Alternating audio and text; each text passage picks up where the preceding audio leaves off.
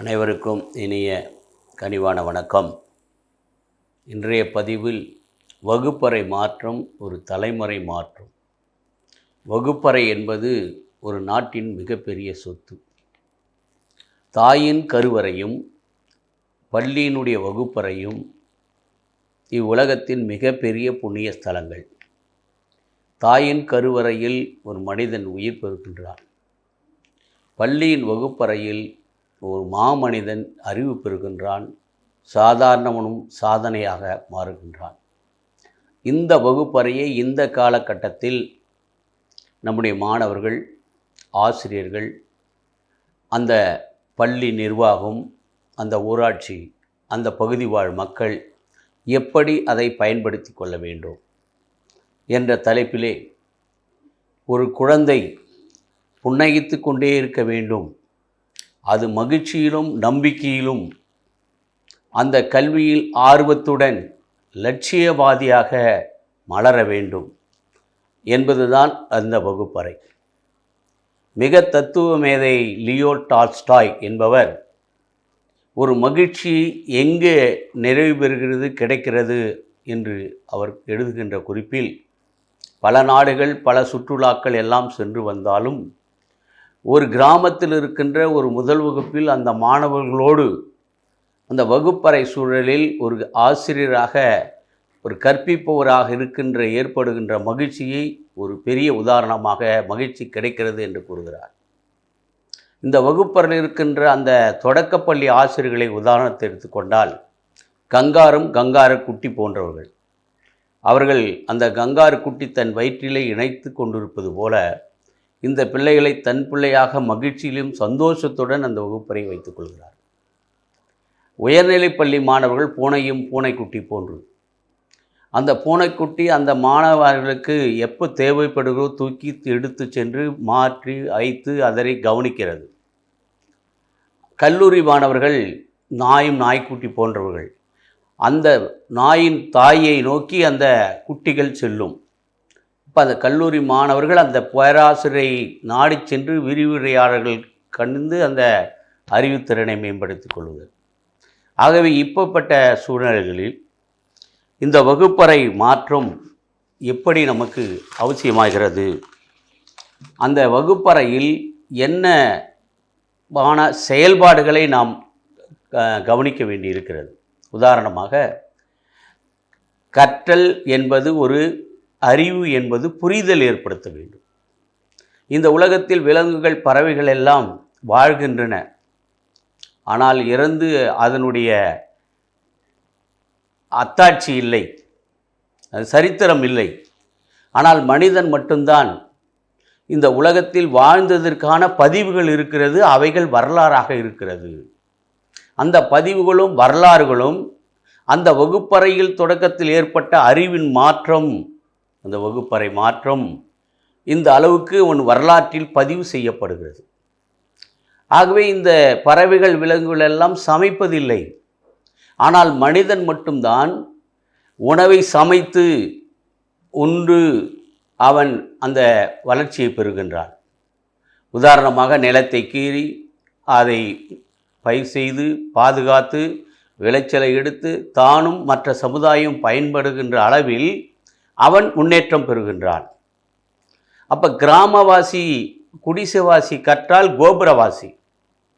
அப்போ அந்த நிலை உயர்வதற்கு காரணம் அந்த வகுப்பறை சூழல். அப்போ அந்த வகுப்பறையை பயன்படுத்தி கொள்கின்ற விதத்தில் நம்முடைய மாணவர்கள் வகுப்பறையிலே புரிதல் ஏற்படுத்த வேண்டும்.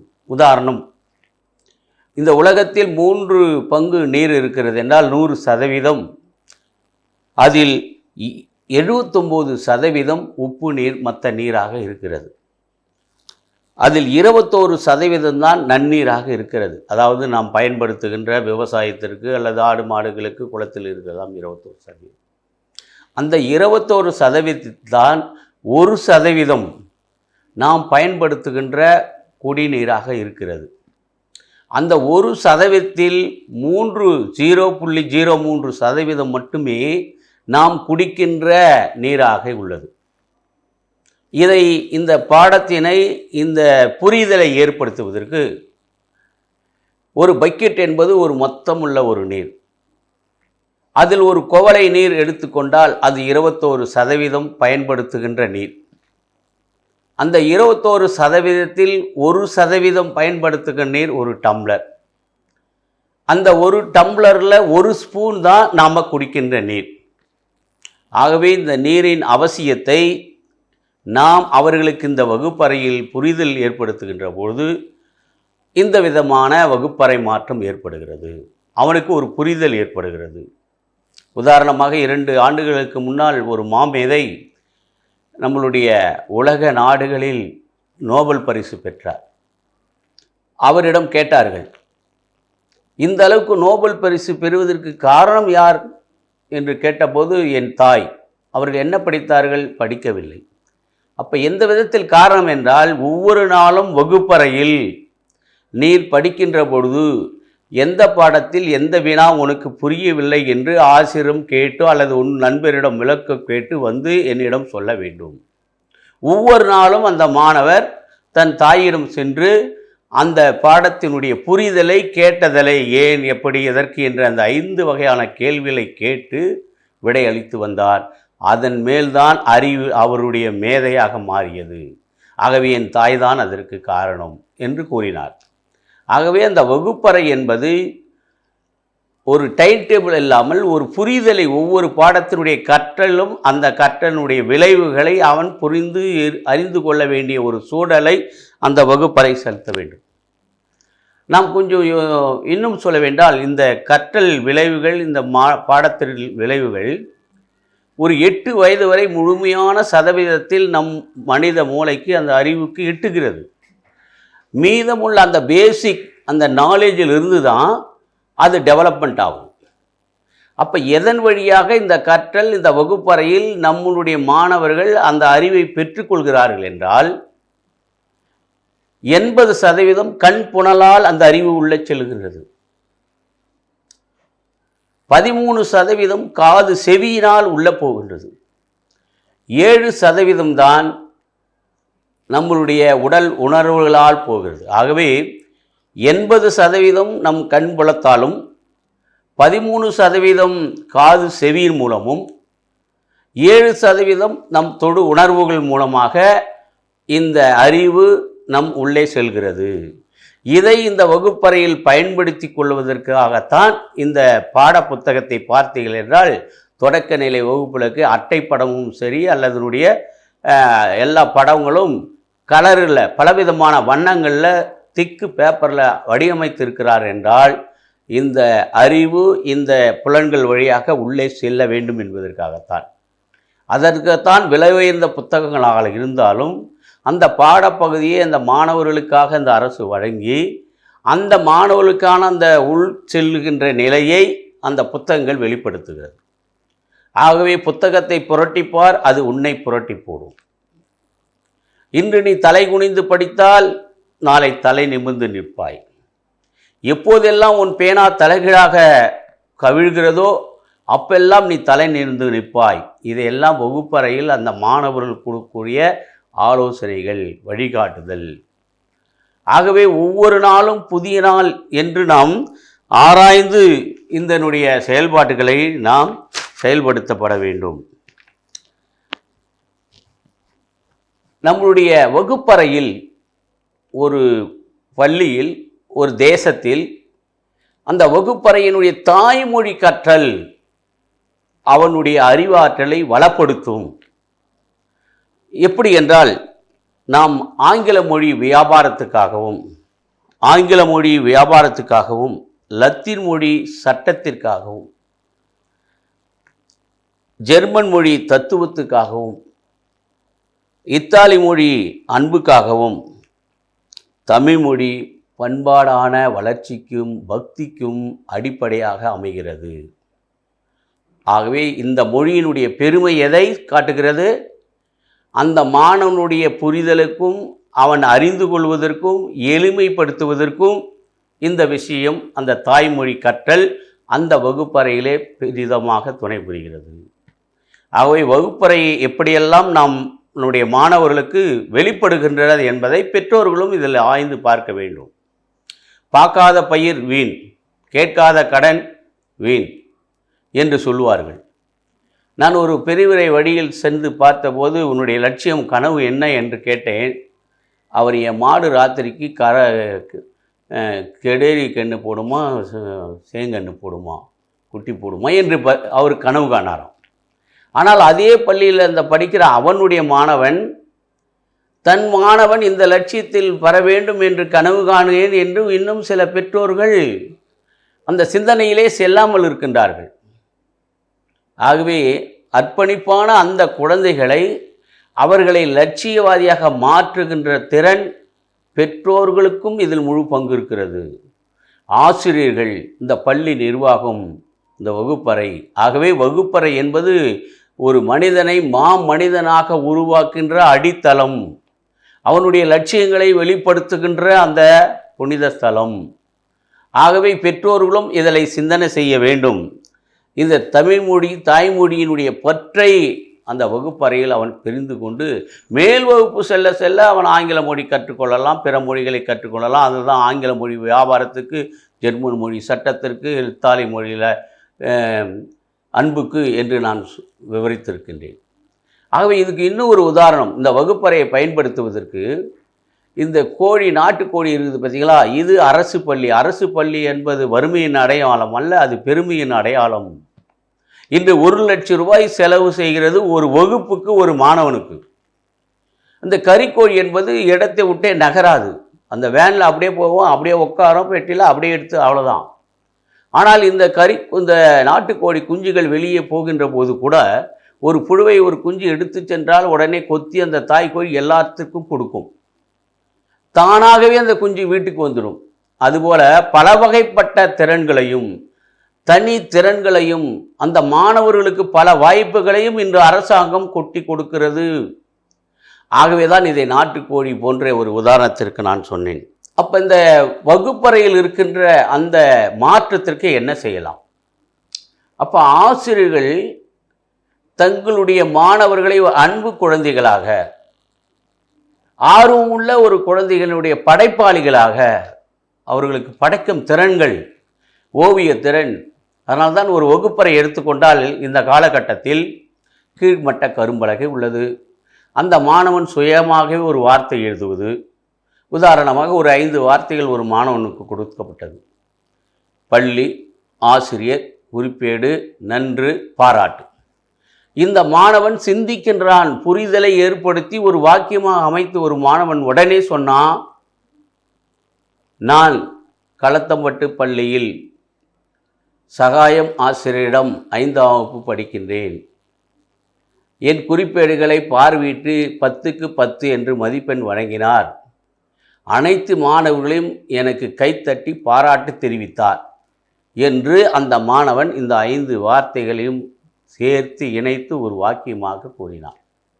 ஆகவே இத்தகைய வாய்ப்புகள் அந்த பள்ளியினுடைய வகுப்பறையில் ஆசிரியர்களாலும் ஏன் மாணவர்களும் முன்வந்து அதை தயாரிப்படுத்தி கொண்டு பதில் கூற வேண்டும். மற்றும் கற்றல் களங்கள் இருக்கின்றன. அறிவியல் களம், கணித களம், தமிழ் மொழி களம் என்ற களங்கள் அந்த வகுப்பறையில் வகுக்கப்பட்டுள்ளன. நூலக புத்தகங்கள் இருக்கிறது. மாலையிலே நூலக புத்தகங்களை படிப்பதற்கான வாய்ப்புகள் வழங்கப்படுகின்றன. அந்த மாணவன் கையெழுத்து பயிற்சி தினமும் வழங்கப்படுகிறது. ஆக இந்த வகுப்பறை செயல்பாடுகள் அந்த குறிப்பிட்ட நேரம் மட்டும்தான் கவனம் ஈர்க்கப்படும். அந்த கவனம் ஈர்க்கப்பட்ட பின் அந்த மாணவர்கள் அந்த அடுத்த பயிற்சிக்கு செல்லுகின்ற போது ஒரு இடைவெளி விட்டு அவர்களுக்கு கதைகளாகவும் ஒரு பாடல்களாகவும் ஒரு ஆசிரியர் சகலகலா வல்லவன். பாடத் தெரியணும், கதை சொல்ல தெரியணும், விடுகதை போட தெரியணும், நடிக்க தெரியணும். இப்படிப்பட்ட ஒரு சகலகலா வல்லவனாக இந்த மாணவர்கள் ஆசிரியரை நினைக்கின்ற பொழுது அவன் எல்லாவற்றையும் நினைக்க தேவை. தந்தை நினைத்தால் தானாக நடக்கும், தாயை நினைத்தால் தந்திரமாக நடக்கும், கடவுளை நினைத்தால் கண்டிப்பாக நடக்கும், உன்னை நினைத்தால் உண்மையாக நடக்கும். ஆனால் ஆசிரியர் ஒரு நட்பு உணர்வுகள் உறைந்து விட்டால் இவை அனைத்தை விட மேலாக நடக்கும். இன்று பெரிய தலைவர்கள், மகான்கள் எல்லாம் தன்னுடைய ஆசிரியரை மறப்பது கிடையாது. மற்ற துறையை இருக்கின்றவர்கள் அந்த துறை அலுவலர்கள் மாறுவார்கள், போவார்கள். ஆனால் தன்னுடைய எழுத்தினை எண்ணும் எழுத்தை, அந்த எழுத்துக்களை படித்து வளரக்கூடிய அந்த வார்த்தைகளை உருவாக்குதல், சிந்தனைகளை உருவாக்குதல். உதாரணமாக ஒரு காகிதம் இருக்குது என்றால் அந்த காகிதத்தில் ஒரு பயிற்சி பாருங்கள். இந்த காகிதத்தை கிழிக்க வேண்டும் என்று சொன்னால் எல்லாரும் எடுத்து மடித்து நாளாக கிழிச்சிடுவாங்க. ஆனால் அந்த கிழித்திலும் ஒரு விவரம் இருக்கிறது. அந்த பேப்பரை துண்டு துண்டாக ரவுண்டாக அப்படியே கிழித்து வந்தால் நீட்டாக அந்த வரும். சிந்திக்கின்றான், அந்த பேப்பரை கிழிக்கின்றான், அது நீளமாக வருவதற்கான ஒரு வடிவத்தை காட்டுகின்றான். ஆனால் ஒரு மாணவன் அதை எடுத்து எல்லா இடத்துலையும் போட்டு கிழிக்கிறான், துண்டு துண்டாக கிழிக்கிறான். இப்போ கிழிக்கிறதுக்கே ஒரு பெரிய பயிற்சி பாருங்கள். ஆகவே வகுப்பறையில் ஒவ்வொரு நாளும் ஒவ்வொரு பாடத்திற்கும் அந்த புரிதலை அந்த ஆசிரியரும் அந்த மாணவர்களுக்கும் ஒரு இணக்கமான ஒரு சூழல். குறிப்பாக மாணவர்கள் அந்த வகுப்பறையில் பாராட்டப்பட வேண்டும். அந்த வகுப்பறையிலே அவர்களுக்கான பல வகையான தனித்திறமைகளுக்கு, நடிப்புகளுக்கு, ஒரு ஆண்டு விழாவுக்கு எல்லா மாணவர்களையும் மேடை ஏற்றப்பட வேண்டும். எந்த மாணவனுக்கு எந்த வாய்ப்பு இருக்கிறது, அவன் எந்த திறமை இருக்கிறான் என்று ஆசிரியரால் கண்டுபிடிக்க முடியும். நான் பல நிலைகளில் நான் பள்ளியில் தலைமை ஆசிரியராக இருக்கின்ற போது கூட அந்த வகுப்பறையில் என்னுடைய எபிலிட்டி என்ன, என்னை அறிந்து கொள்ள வேண்டும், புரிந்து கொள்ள வேண்டும், என் திறமைகளை அந்த மாணவர்களுக்கு அப்படியே வழங்கப்பட வேண்டும் என்பதற்காக என்னுடைய வகுப்பறையில் பாருங்கள், அக்ஸிலியோ ஃபெலிக்ஸ் சி, கிரியேட்டிவ் பர்சன், படைப்பு திறன் உள்ள, கற்பனை திறன் உள்ளவர். அதே போல் எல்லா வார்த்தைகளுக்கும், ஒவ்வொரு வார்த்தைகளுக்கும் அந்த எழுத்துக்கு ஏற்ற அந்த வார்த்தைகளை போட்டு இதை ஒரு பேனராக நான் என் வகுப்பறையில் இருந்தேன். பிற ஆசிரியர்களும் அதே போல் செயல்படுத்தினார்கள். அப்போ நம்மளுடைய தனித்திறமைகளை இந்த பள்ளி மாணவர்களும் எனக்கும் ஒரு தன்னம்பிக்கை ஏற்படுத்துகின்ற நிலையில் நான் அதை அந்த வகுப்பறையில் முழுமையாக செயல்படுத்தப்படும்.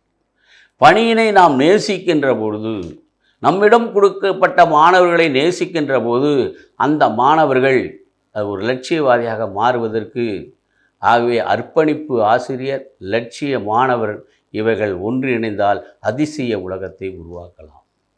அப்படித்தான் அப்துல் கலாம் லட்சிய மாணவனாகவும், அர்ப்பணிப்பான அந்த அனுசுயா ஆசிரியர் அந்த மாணவனாகிய அப்துல் கலாம் கேட்ட கேள்விக்கு உடனே வெளியில் சென்று அதை உதாரணம் காட்டி இப்படி பறவை பறக்கிறது என்பதை தத்துவத்தை காட்டி இணைத்த ஒரு முயற்சி இன்றைக்கி அதிசய உலக விஞ்ஞானியாக நாம் உருவெடுத்தார். அதை தான் வகுப்பறையின் மாற்றங்களில் ஒவ்வொரு சிந்தனையும் நாம் எடுத்து செல்ல வேண்டும். ஆகவே ஆசிரியர்கள் அன்புடன், எந்த நேரத்திலும் கசப்பான அல்லது ஒரு கடுப்பான முகமலர்ச்சி இல்லாமல் அன்புடன் இருத்தல். அடுத்தது ஆர்வமுடன், ஒரு எந்த பாடத்தை எடுத்துக்கொண்டாலும், எந்த சப்ஜெக்ட் எடுத்துக்கொண்டாலும் ஒரு மாணவனுடைய பெற்றோர் யார் என்று அறிந்திருக்க வேண்டும், அவனுடைய குடும்ப சூழல்கள் அறிந்திருக்க வேண்டும், அவன் வீடு முதல் கொண்டு அறிந்திருக்க வேண்டும். அந்த வகுப்பறை இருக்கின்ற அந்த மாணவர்கள்லாம் வாட்ஸ்அப் நம்பரில் உருவாக்கி அந்த பெற்றோர்களுக்கு அவனுடைய திறமைகளை வெளிப்படுத்த வேண்டும், அவன் மதிப்பெண்களை வெளிப்படுத்த வேண்டும். இப்படி அந்த பெற்றோர்களும் மாணவர்களும் தொடர்வதற்கான ஒரு ஆர்வம் அந்த ஆசிரியரிடம் இருக்க வேண்டும். அடுத்தது லட்சியத்துடன், தன்னுடைய லட்சியம் அல்ல, இந்த மாணவருடைய எதிர்கால லட்சியம், இந்த நாட்டினுடைய லட்சியம் என்று இத்தனை தத்துவ மேதைகள் ஆயிருக்கின்றார்களே, அந்த லட்சியவாதியை உருவாக்குனவர் யார்? அன்று அந்த பள்ளியினுடைய ஆசிரியர். ஆகவே ஒவ்வொரு ஆசிரியரும் லட்சியத்தினும் லட்சிய மாணவர்களை உருவாக்குவர்களாகும். ஈகை குணம் உள்ளவர்களாக, தன்னிடம் இருந்து தானம் செய்யக்கூடிய ஒரு மாணவன் பென்சில் இல்லை அப்படியே உட்காந்துனுக்கிறான், உடனே ஒரு மாணவன் தன்னிடம் 2 பென்சில் இருந்தால் எடுத்து இந்தா கண்ணை வச்சுக்கோ, அப்போ அந்த ஆசிரியரை பார்த்து ஏன்பா ஒரு பென்சில்கிற அந்த தம்பிக்கு கொடு என்று அந்த ஈகை குணத்தை நாம் அந்த வளர்த்தக்கூடிய ஆசிரியர்களாக இருக்க வேண்டும். உயர்வுக்கு ஊக்கத்துடன், ஒவ்வொருவரும் ஊக்குவித்தால் தேக்குவிக்கிறவன் தேக்குவிப்பானாம். அப்போ இந்த மோட்டிவேஷன் இருக்குது பார்த்தீங்களா, அது அந்த மாணவர்களுக்கும் அந்த சார்ந்த சமுதாயத்திற்கும் பாராட்டத்திலும் ஊக்குவித்தலும் ஊக்கம் கொடுத்தலும் மிக முக்கியமாக அந்த ஆசிரியரும் இருக்க வேண்டும். அடுத்தது 8 திசைக்கும் இந்த கல்வி கற்றால் 8 திசைக்கும் அவன் பரவக்கூடிய வாய்ப்புகள் இருக்கின்றன. ஏற்றமிகு வாழ்வை வாழ வேண்டும் என்றால் அந்த வகுப்பறையில் 8 திசைக்கும் ஏற்றமிகு வாழ்விக்க இந்த மாணவர்களை நாம் கற்பித்தலில் இருக்க வேண்டும். ஒற்றுமைப்படுத்தி ஓங்காரத்துடன் ஓங்கி வளர அத்துடனே ஒவ்வொரு ஆசிரியரும் அந்த வகுப்பறையில் அந்த செயல்பாடுகள் கற்றல் விளைவுகளை அதை நாம் செயல்படுத்தப்பட வேண்டும். வகுப்பறையில் இந்த மாணவர்களை எப்படியெல்லாம் ஆர்வப்படுத்தலாம் என்று பார்க்கின்ற பொழுது, ஒவ்வொரு நாளும் பள்ளிக்கு வருகை புரிந்த மாணவர்கள் 100% மாணவர்களை பாராட்டுதல், ஒரு ஆண்டு விழாவிலே அவர்களை பாராட்டுதல், அந்த பெற்றோர்களை வரவைத்து அவர்களை பாராட்டுதல், அந்த பெற்றோர்கள் மாணவர்கள், உதாரணமாக 8ஆம் வகுப்பு மாணவர்கள் என்றால் 8ஆம் வகுப்பு மாணவர்களை இந்த மாதத்தின் முதல் வாரம் இந்த பெற்றோர்களை வைத்து அந்த மாணவர்களையும் வைத்து அந்த மாணவனுடைய வகுப்பாசிரியரும் உடன் வைத்து அந்த வகுப்பறையிலே ஒரு டிஸ்கஷன் செய்வது. அப்போ அந்த வகுப்பறை ஒரு செயல்நாக்க உள்ள ஒரு வகுப்பறையாக இருக்க வேண்டும். ஒருத்தர் கேட்டாக மீனை எடுத்து கொடுப்பதில்லை, மீனை பிடிக்க கற்றுக்கொள், அவன் வாழ்க்கை தத்துவத்தை கற்றுக் கொடுக்க வேண்டிய வகுப்பறை தான் அந்த செயல். ஆகவே இந்த ஒரு சந்திப்பை ஏற்படும், நல்லது ஒரு சந்திப்பு தான் இந்த பெற்றோரையும் மாணவரையும் ஒருங்கிணைக்கும் போது நல்ல எண்ணம் உருவாகும், நல்ல சிந்தனை உருவாகும், நல்ல செயல் உருவாக்கும். ஆகவே இந்த சந்திப்பை இந்த வகுப்பறை ஏற்படுத்த விட வேண்டும். ஏதோ வரும், காலையில் வரோம் 9 மணிக்கு 4 மணிக்கு போகிறோம், எழுதுறா படி என்று என்பதை விட அவன் எழுதியதை அவன் கொண்டு வந்து பாராட்டுவதற்கு அதை காட்ட வேண்டும். அந்த மாணவர்கள் அந்த வீட்டில் சென்று அந்த வீட்டு பாடங்களை ஆசிரியர்களும் வீட்டு பாடங்களை எடுத்து கொண்டு வந்து அடுத்த நாள் அந்த வகுப்பில் சமர்ப்பிக்க வேண்டும். அதற்கு பெற்றோர்கள் பார்வையிட்டிருக்கிறார்களா என்பதை நாம் என்ன செய்ய வேண்டும், அதை திருத்தம் செய்ய வேண்டும். ஆகவே இந்த கூட்டு முயற்சி இந்த வகுப்பறையில் செயல்படுத்த வேண்டும். அடுத்து ஒரு வகுப்பறை என்று பார்த்தாலே அந்த வகுப்பறை ஒரு புனிதமான அறையாக இருக்கின்றோம். சுத்தமாக பெயிண்ட் அடித்து பலவித வண்ணங்களோடு பல கற்றலுடைய வெளிப்பாடுகளை உள்கூடுற அளவுக்கு அந்த பாலா பெயிண்டில் நிறைய படங்கள்லாம் வரைகிறார்கள். அப்படி அந்த செவர் பலகை ஒவ்வொரு தூணும் ஒரு செய்தியை கொடுக்கின்றதாக அந்த வகுப்பறையில் இருக்கணும். ஒரு தூண் இருக்கிறது என்றால் அந்த வாய்ப்பாடுகளை எழுதியிருப்பது, எழுத்துக்களையும் எண்ணுகளையும் அதை எழுதி கொண்டிருப்பது, இப்படி அந்த வகுப்பறை இருக்கின்ற 4 புற செவர்களும் அறிவு சார்ந்த செய்திகளை வெளிப்படுத்த வேண்டும். அந்த வகுப்பறையில் இருக்கின்ற தலைவர்கள் படம் இருக்கிறதுனால அந்த தலைவர் படத்தை சொல்லி அவர் பெயர், அவருடைய சரித்திரம், அவருடைய லட்சியம் என்னவாக இருந்தது என்பதை தான் அந்த வகுப்பறையில் அந்த படங்கள் காட்டுகிறது என்பதை கண்டிப்பாக வகுப்பறையில் தெளிவுபடுத்த வேண்டும். அந்த பாட அறிவோடு சமூக சார்ந்த சிந்தனையும் அந்த மாணவனுக்கு வெளிப்படுத்தணும். இன்னொன்று, அந்த வகுப்பறையை ஒரு அறிவியல் பேர் உள்ள அறிஞர் சயின்டிஸ்ட், ஒரு தலைவர் பேர் உள்ள வகுப்பறையாக நிர்ணயிக்கப்பட வேண்டும். இது அப்துல் கலாம் வகுப்பறை, இது புனித அன்னை தெரேசா வகுப்பறை என்று அந்த வகுப்பறைக்கு ஒரு பெயர் இட்டணும். அந்த வகுப்பறையிலே நூலக புத்தகங்கள் இருக்கணும். அந்த வகுப்பறையிலே அந்த பள்ளியினுடைய தலைமை ஆசிரியர் அந்த வகுப்பறையை மேலாண்மை செய்ய வேண்டும். ஒரு தலைமை ஆசிரியர் தலைவராகவும் தலைமை ஆசிரியராகவும் இருக்கின்ற நிலையில் அந்த வகுப்பறையை மேலாண்மை செய்யும் அடிப்படையில் அந்த பாடத்துக்குரிய பாடத்தை அந்த ஆசிரியர் முன் தயாரித்து பதிவிட்டு அதற்கான துணை கருவிகளை, எளிமையான வகையான துணை கருவிகளை தயாரித்து கொண்டு வந்து நடத்துகின்றாரா என்று அந்த வகுப்பறை மேலாண்மை செய்வதால் அந்த கற்றலுக்கு ஒரு தொடர்பு இருக்குது. இந்த ஒலக்கூர் வட்டாரத்தை கருவம்பாக்கம் என்ற ஒரு பள்ளியில் ஒரு ஆசிரியர் அந்த வகுப்பறை முதல் வகுப்பு மாணவர்களுடைய கற்றல் விளைவுகளை ஏற்படுத்துவதற்கு நிறைய படங்கள், எளிய வகையான ஏறுதல் இறங்குவதற்கான ஒரு ஏணிப்படை, அனைத்து துணை கருவிலையும் அந்த வகுப்பறையில் அந்த மாணவர்கள் கற்றலாக ஒரு எழுத்தை சொல்லும்போது தாண்டி தாண்டி சொல்லுதல். ஆகவே ஒரு ஆசிரியருக்காக அந்த மாணவர்கள் இயங்குகிறார்கள். ஆகவே இன்னொரு பள்ளி நான் பார்த்தேன், புனித பிலோமினார் பள்ளி. ஒவ்வொரு வகுப்பறையும் மாணவருடைய கற்றல் விளைவுகளை அறிந்திருக்கின்றார்கள். ஒரு மாணவன், பாங்குளத்தில் உள்ள ஒரு மாணவன் 4ஆம் வகுப்பு 3ஆம் வகுப்பு படிக்கிற மாணவன் ஆங்கில தாள்களையும் 8ஆம் வகுப்பு புத்தகத்தையும் குடித்தால் கரெக்டாக அப்படி கடகடென்று வாசிக்கின்றான். வாசித்துப்பார், அதை நேசித்தல் புரியும். நேசிக்க தெரிந்தவனுக்குத்தான் வாசிக்க புரியும். அந்த வாசித்தலை ஃபோனோட்டிக் சவுண்டு பிரகாரம் அடிப்படையான அந்த வகுப்பறையில் ஒரு ஆசிரியர் சொல்லிவிட்டால் அவன் எந்த புத்தகம் என்றாலும் அந்த வார்த்தைகளை சேர்த்து ஃபோனோட்டிக் சவுண்டு பிரகாரம் படித்து விடுகிறான். எப்படி நான் பார்த்த அத்தனை பள்ளிகளிலும் அலுவலராகவும் நான் கல்வி பணியில் இருக்கின்ற போது இந்த பள்ளி மாணவர்களை ஆழ்ந்து கோர்ந்து பாராட்டுவேன். அவனுடைய திறமைகளை கண்டு பாராட்டுவேன். அதை தலைமை ஆசிரியரும் செய்ய வேண்டும், அந்த வகுப்பு ஆசிரியர்களும் செய்ய வேண்டும்.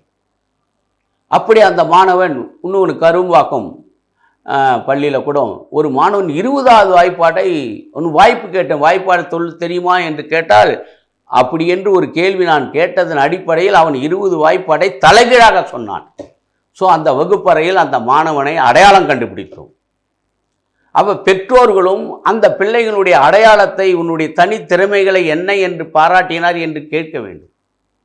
நான் களத்தம்பட்டு ஒரு பள்ளியில் மாணவனுடைய பை ரொம்ப அழுக்காது, என்னப்பா இதை துவைச்சி சனி ஞாயிறு அழுக்கு போட்டு எட்டுன்னு வரக்கூடாதா என்று அவனை கேட்டு வினவித்த போது அந்த பையை கொட்ட சொன்னேன். அந்த பையை கொட்டனா அதில் ஒரு குவார்ட்டர் அதனுடைய பாட்டில் இருந்தது, சரக்கு பாட்டில். எனக்கு உடனே ஒன்றும் புரியல. உடனே அந்த பையனுடைய பக்கத்து வீட்டு பையனை கூப்பிட்டு இவங்களுடைய அப்பாவை கூட்டுனுவா என்று அவங்க அப்பாவை கூட்டின்னு வந்தார். அப்போ அந்த பெற்றோர் சொல்கிறாரு, அதிர்ந்து போன செய்தி என்னன்னா, என் மனைவி இந்த பாட்டிலை வாங்கிட்டு வந்து பக்கத்து அடுப்பில் சாம்பலாகிற அடுப்பில் கூட உள்ளே சொருவி பார்த்தேன், உப்பு எடுத்து பானையில் வச்சு பார்த்தேன், எப்படி இருந்தாலும் ராத்திரியில் தேடி கண்டுபிடிச்சி உடச்சிட்றா, அதனால் இந்த பையன் பையில் வைத்தாள். ஒரு சின்ன அறிவுரை சொன்னேன். இந்த வானவனுடைய வாழ்வை வெளிச்சத்துக்கு கொண்டு வருகிற இந்த பாட புத்தகத்தை உன்னுடைய இந்த பாட்டில் வச்சிருக்கிறியே என்று சொல்லி மனம் மருந்து இன்று வரை அந்த குடிப்பதையே நிறுத்திவிட்டார். அது ஒரு ஆலோசனை, அந்த வகுப்பு ஆசிரியராக இருந்து அந்த பெற்றோர் கொடுத்த ஆலோசனை. அப்போ அந்த வகுப்பறையில் இப்போ கூட ஆசிரியர்கள் அந்த மாணவர்களுக்கான சீப்பு, கண்ணாடி, பவுடர் இதெல்லாம் சேர்ந்து அந்த மாணவர்கள் மகிழ்ச்சியாக இருக்கிற சூழ்நிலையை ஏற்படுத்தி இருக்கிறார்கள். மாணவர்களோடு தொடர்பு கொண்டு பாராட்டுகின்றார்கள். ஆக ஒவ்வொரு மாணவனும் இந்த மண்ணில் பிறந்தவர் பிறப்பதற்கு எப்படி அவன் உரிமை இருந்து பிறந்தானோ, இறைவனால் பிறக்கப்பட்டானோ, ஆனால் அவன் கல்வி அறிவு பெறுகின்ற ஒரு அடித்தளம் இந்த வகுப்பறை தான். இந்த வகுப்பறை என்பது புனிதமானது. நான் இறுதியாக சொல்லுகின்றேன், நான் 85இல் இந்த ஆசிரியர் பயிற்சி திண்டிவனத்தில் முடித்து பணியில் சேர்ந்த நாள் வரை 38 ஆண்டுகள், ஜனவரி 31, 24 பணி நிறைவு வரை என்னுடைய காலணிகள் என்னுடைய வகுப்பறைக்கு உள்ளே போகாமல் வெளியே விட்டுட்டு தான் போவேன். அந்த கதவை திறந்து அதை தொட்டு பார்ப்பேன். இந்த வகுப்பறை புனிதமானது. இந்த வகுப்பறையில் 3வது பெஞ்சில் 3வது உட்காந்துகிற ஆள் நாளைக்கு ஒரு மருத்துவராக வருகின்றவன், ஒரு நாட்டின் தலைவராக வருகிறவன் என்னுடைய வகுப்பறையில் இருக்கிறான் என்று ஒவ்வொரு ஆசிரியரும் ஒவ்வொரு பெற்றோரும் இந்த பள்ளியில் இந்த மாணவன், இந்த வகுப்பில் படிக்கின்ற மாணவன் என்னுடைய எதிர்காலத்தை இந்த சமூகத்துக்கு பயனுள்ளதாக என்னார் மகன் என்று சொல்லுவதற்குரிய கற்றல் அறிவுகளை, அந்த செயல்பாடுகளை இந்த பள்ளியிலே அந்த வகுப்பறையில் இருக்கிறதை என்று நினைவு செய்ய வேண்டும். பெற்றோர்களே, உங்கள் பையன் படிக்கின்ற அந்த வகுப்பறையில் நீங்கள் அந்த வகுப்பறைக்கு தேவையான ஒரு பேப்பர், ஒரு பென்சில், எடைக்கெடை போய் உண்டி போடுவதும், நடந்து சென்று வத்தி வைக்க செல்வதும், கோயிலுக்கு செல்வதெல்லாம் தானம் செய்கிறீர்கள். ஆனால் உங்கள் மாணவர்களுக்கு உங்கள் படிக்கின்ற அந்த பள்ளியை, அந்த வகுப்பறைக்கு நீங்கள் அந்த பள்ளி சீர்வரிசை போல அந்த வகுப்பறைக்கு கொண்டு கொடுங்கள். அதுதான் பெரிய தானம். உங்கள் பிள்ளைகள் அல்ல, அந்த வகுப்பறையில் படிக்கின்ற அத்தனை பிள்ளைகளுக்காகவும் ஒவ்வொரு பெற்றோரும் ஒரு வகுப்பறையை நீங்கள் மேன்மைப்படுத்த வேண்டும். அதை உயிரோட்டம் உள்ளதாக கொண்டு வர வேண்டும். அந்த பிள்ளைகளுக்கு பரிசுகள் வழங்க வேண்டும். இப்படி பெற்றோர்கள் அந்த வகுப்பறையை பார்வையிடணும். ஒரு பிள்ளையை சேர்க்க வரும்போது தாத்தா பாட்டி வந்து சேர்ப்பாங்க. அன்னைக்கு சேர்த்துட்டு வந்த அந்த பெற்றோர் அந்த பள்ளியில் 8ஆம் வகுப்பு வரை முடிக்கிற வரை ஒரு நாள் கூட அந்த பள்ளிக்கு வருவதில்லை. ஆனால் சினிமாவுக்கு மற்ற பொழுதுபோக்குகளாம் செல்கின்ற செலவை விட ஏன் என்னுடைய வகுப்பு மாணவன் மாதம் ஒரு தடவை, 3 மாதத்துக்கு ஒரு தடவையாவது அந்த பெற்றோர்கள் அந்த வகுப்பறையில் தன் மானுடைய கற்றலை அறிந்து கொள்ள அந்த ஆசிரியரோடு தொடர்பு கொண்டு அந்த வகுப்பறை எப்படிப்பட்டு தான் நடக்கின்றது, எந்த சூழலில் இருக்கிறது, என்பதை அறிந்து அதற்கு தானம் செய்ய வேண்டியவெல்லாம் கொடுத்து இந்த பெற்றோர்கள் இணைய வேண்டும். ஆசிரியர்கள் இன்றைய காலத்தில் மிக அர்ப்பணிப்புடன் தன்னுடைய உடல் பொருள் ஆவியில் தன்னுடைய எண்ணங்களை எல்லாம் ஒவ்வொரு கருத்தாக புது புதுமான படைப்புகள், எளிய கற்றல் உபகரணங்கள் தயாரித்து கொண்டு பாடத்தை எளிமையாக்கி அத்தனை விவரங்களும் அந்த மாணவர்களுக்காக இன்னைக்கு 100% உழைத்து கொண்டிருப்பதை நான் பார்த்திருக்கின்றேன். சோழப்பதுவில்லை இந்த பள்ளிக்கு அந்த பள்ளிக்கு என்பது இல்லை. நம்முடைய பள்ளி அந்த பள்ளியை விட வர வேண்டும். இந்த மாணவன் போட்டியில் எடுத்து செல்ல வேண்டும் என்றால் அனைத்து தனித்திறன் போட்டியிலும் அந்த பெற்றோர்கள் அந்த ஆசிரியர்கள் சேர்ந்து கலந்து கொண்டு அந்த மாணவனை முன்னேற்றுகிறாள். ஆக அந்த வகுப்பறையில் மாணவருடைய நேரம், இந்த நாட்டினுடைய உயிரோட்டம் இந்த நடைபெறுகிறது என்பதை இந்த சமுதாயம் உணர வேண்டும். இந்த சமுதாயத்தில் முன்னால் படித்த மாணவர்கள் இந்த வகுப்பறையில் நான் படித்ததால் இந்த இன்ஜினியராக இருக்கிறேன் என்று நன்றி சொல்லுகின்ற வகையில் அந்த வகுப்பறையை மேலாண்மைப்படுத்த வேண்டும். அதற்கான பொருள் உதவிகள் செய்ய வேண்டும். படித்த பள்ளியை எந்த மாணவன் திரும்பி பார்க்கிறானோ அந்த மாணவனுடைய வாழ்வு உயரும் என்பது நிச்சயம். ஆகவே இந்த வகுப்பறை என்பது சாதாரணமல்ல. இந்த உலகத்தையே கட்டுக்காமித்து இந்த உலகத்துக்கே வரலாறு படைக்கின்ற ஒரு தலம், ஒரு புண்ணிய தலம் எது என்றால் வகுப்பறை தான். இந்த வகுப்பறையிலிருந்து தான் இந்த மாமனிதன் உருவாக்கப்படுகின்றான். அதற்கு உருவாக்கப்படுகின்ற ஆசிரியர்கள் அர்ப்பணிப்பாக இருக்கின்றார்கள். அதோடு இந்த வகுப்பறை மேன்மைப்படுத்த ஆசிரியர்கள், தலைமை ஆசிரியர்கள், அந்த பள்ளியினுடைய ஊராட்சிகள், அந்த ஊராட்சி பெரியவர்கள், அந்த எஸ்எம்சி குரூப்பு பணியாளர்கள் இவர்கள் எல்லாம் இணைந்து ஒரு வகுப்பறையை மேன்மைப்படுத்த வேண்டும். அந்த இருக்கிற மாணவர்கள் எல்லாம் ஒரு குழந்தைகள். அந்த குழந்தையும் தெய்வமும் ஒன்று.